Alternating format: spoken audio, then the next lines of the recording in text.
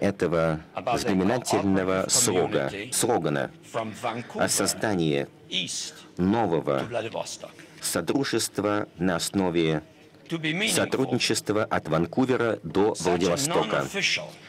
Хочу сказать, что для того, чтобы это стало значимым, подобная неофициальная инициатива, которую я предлагаю вам сегодня, и которая, я надеюсь, будет поддержана соответствующими правительствами, будет, с одной стороны, амбициозна, а с другой стороны, практическая.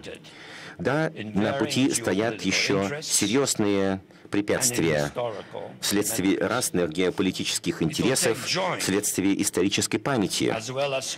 Безусловно, это потребует совместных терпеливых усилий для того, чтобы преодолеть еще имеющиеся национальные страхи и подозрения.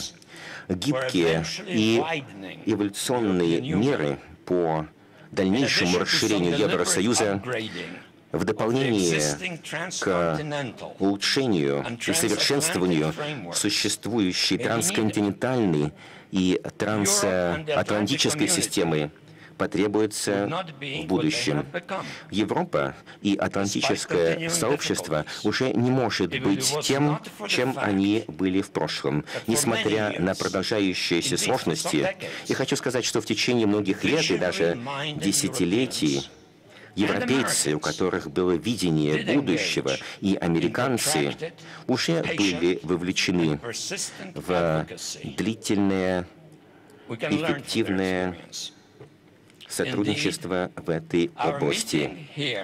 Мы можем научиться на их опыте. И хочу сказать, что эта встреча, эта конференция здесь, в Ярославле, может быть отправной точкой для начала осуществления этой неофициальной инициативы, предназначенной для планирования будущей архитектуры, подобного более широкого трансатлантического и трансевразийского сотрудничества. Спасибо.